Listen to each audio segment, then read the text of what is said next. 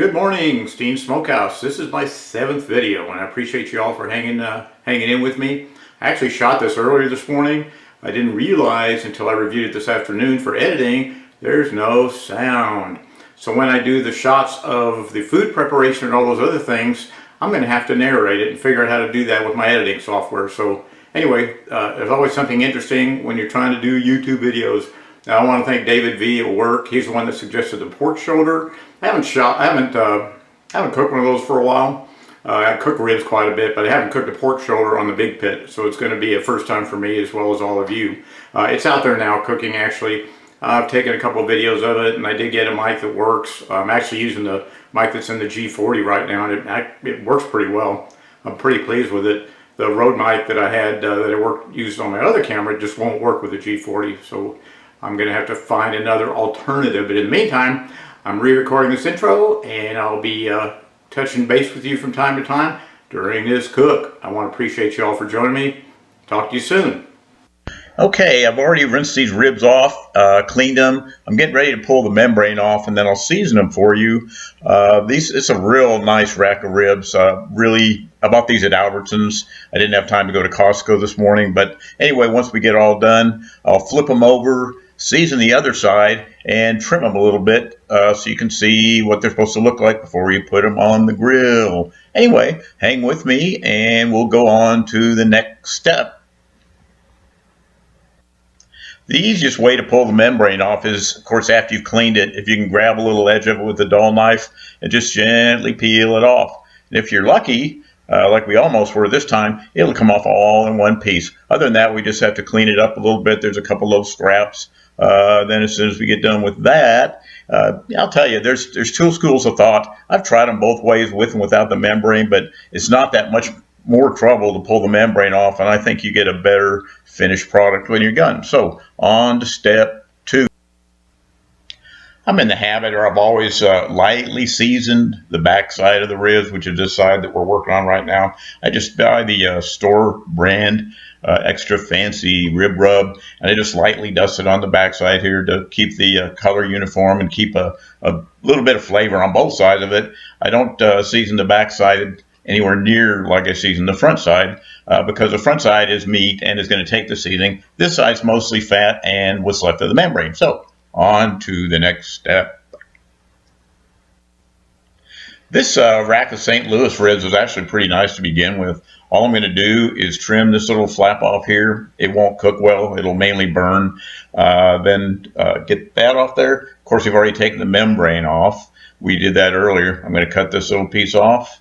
And then we're going to turn it on the other side. The first thing I put on is cayenne pepper. I like to put a little bit on there just for a little added kick to it. Not enough that it's going to offend or burn up anybody, but it adds a little bit of flavor. And what we're doing now is building up our layers of flavor so it'll reflect on our finished product.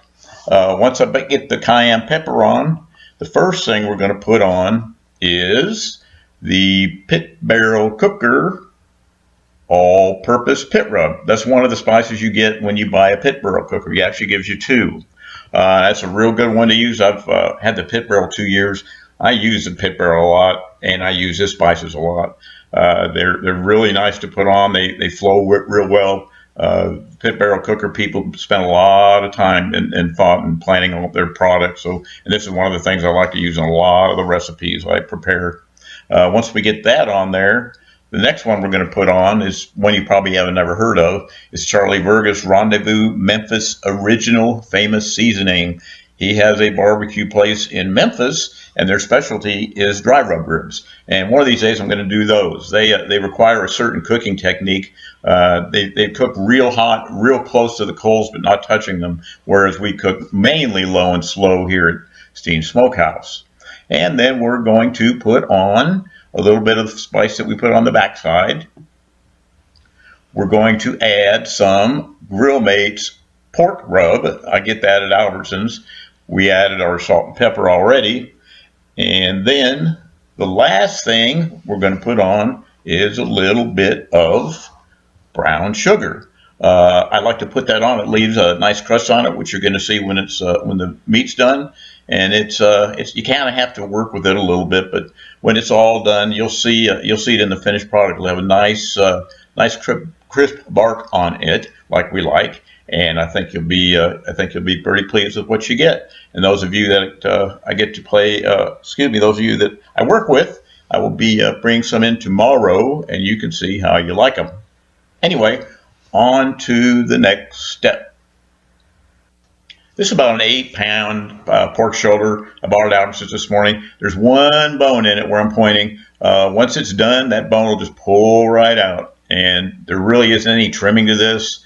It's real easy to do. I like to put the same spices that we put on the pork ribs, but this is such a thick piece of meat.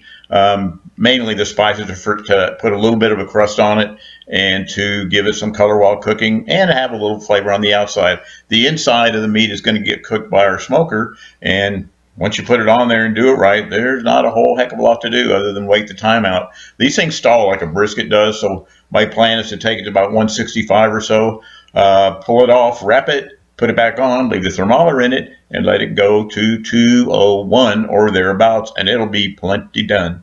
And that'll be it. After that, it's just a matter of waiting. I'll be putting it on the pit in a few moments, like 10 o'clock or so, and we just have to wait it out. That's it. Here's an action shot of our cook going. I'm going to spritz the pork shoulder. It's already cooking pretty nicely. I just put the ribs on. They're right next to it. And I'm going to go over there and spray them down a little bit. Shut the grill down. Add a little water to the water pan we got going there. I'll be right back with you.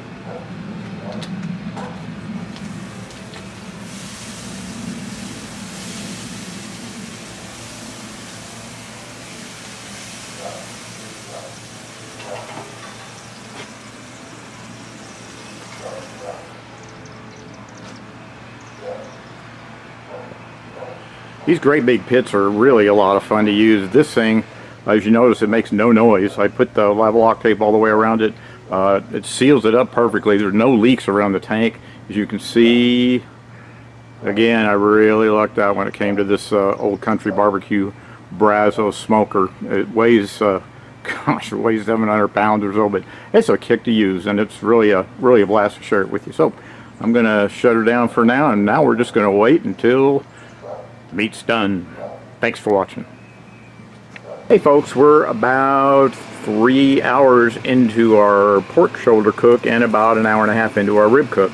I just thought I'd give you a look with the lid open on the big pit and let you see what's going on inside. Anyway, I'll be back with you soon. I just thought I'd give you guys a shot of the heat signature coming out of the smokestack. If all the conditions are right, like the wood, the humidity in the air, the meat, the condition of the smoker, if you have it set up right, if you don't, when everything's set up right and it's going well, what you get is heat, not a lot of smoke. And if you can look very carefully, you can just see the kind of blurriness of the heat coming out, but you really don't see any smoke. That's what we all strive for when we cook with one of these great big pits. I'm going to give you a shot of the cook right now. It's a few hours into it, but I haven't looked at it for a while, so I'm going to back off a little bit and give you an angle shot right now.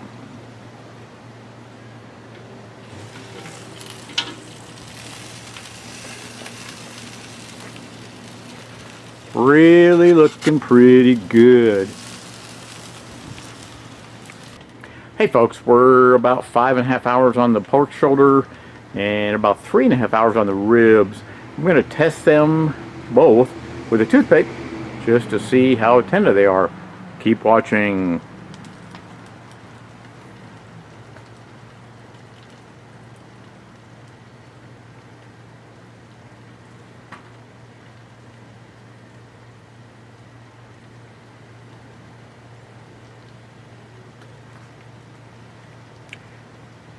The ribs are not done. The pork shoulder is close to being to temp.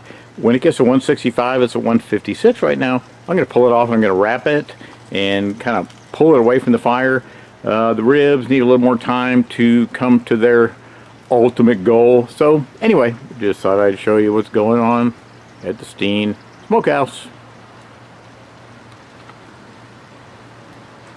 The ribs are pretty much done. I wrap them in foil. I put a slight trace of barbecue sauce on, which I don't usually do, but Aaron Franklin Barbecue, he does that, and then he kind of puts them off the center of the heat, which is what I did. The pork shoulder is stuck at about 156, 157. We have to bring it up to 165, only, 10 degrees more, 9 degrees more. Then we're going to wrap it, and then we're going to let it get to 200, 201, and then we're going to cut it up, and I'm going to contain it, box it, bring it to work, David. Anyway, thanks for watching. I appreciate you so much. SteenSmokeHouse, please give me a thumbs up. Okay, folks, my ribs are ready. Our ribs are ready. I'm going to cut them up.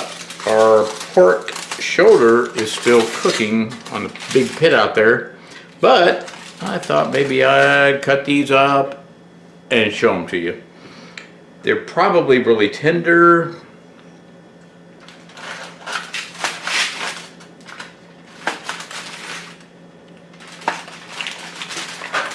And they are.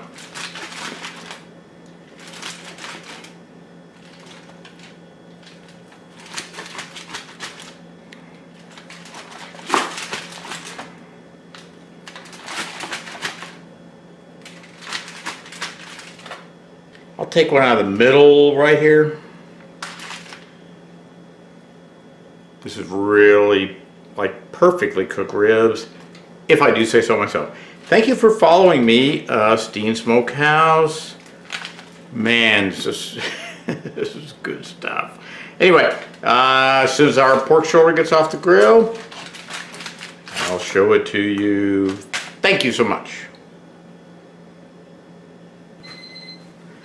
Okay, this is amazing stuff. I'm going to cut it up. It's very hot and it's very succulent.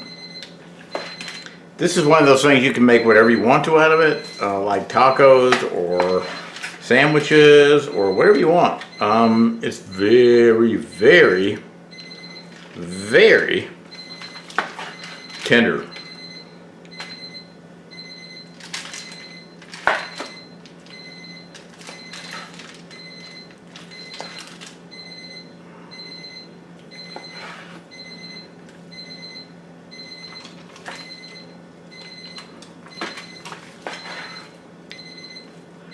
And there it is. Now, whatever you want to do with this, you can. You can make sandwiches, you can make tacos, enchiladas, anything you want. Really splendid meat. It's a pork shoulder, and I appreciate you watching me. SteenSmokeHouse, please give me a thumbs up. Talk to you soon. Goodbye.